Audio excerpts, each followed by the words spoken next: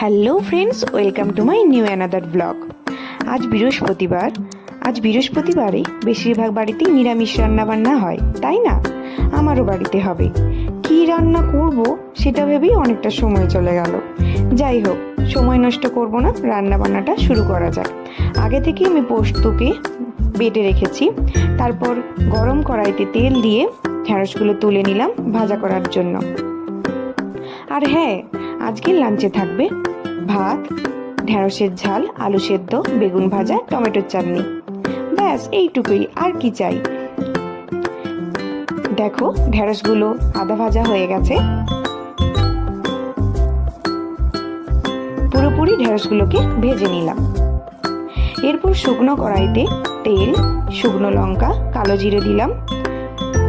একটু আধা ভাজা হয়ে গেলে এরপর দিলাম টমেটো কুচি।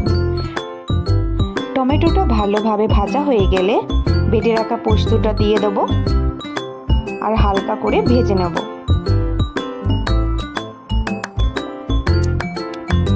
তারপর ভেজে রাখা ঢেঁড়সগুলোকে কড়াইতে দিয়ে দিলাম। ভালোভাবে একটু নেড়ে নিচ্ছি। তারপর সামান্য একটু জল দিয়ে ভালোভাবে ফুটিয়ে নেব।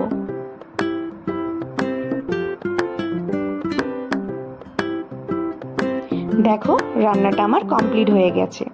এরপর আবার শুকনো কড়াইতে তেল, শুকনো লঙ্কা আর 5 ফোড়ন সর্ষেগুলোকে হালকা করে ভেজে নিলাম। তারপর দিয়ে দিলাম টমেটো কুচো। টমেটো কুচিগুলোকে আমি ভালোভাবে ভেজে নিচ্ছি।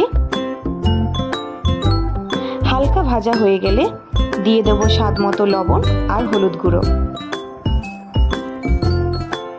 আবারও একবার ভালোভাবে ভেজে নিচ্ছি। ভালোভাবে ভাজা হয়ে গেলে তারপর দিয়ে দেব সামান্য একটু জল।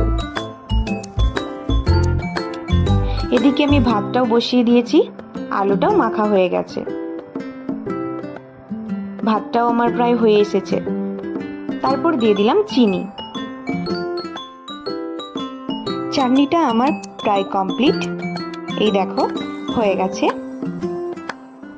ভিডিওটি ভালো লেগে থাকলে লাইক, শেয়ার অ্যান্ড সাবস্ক্রাইব করে দেবেন। টাটা।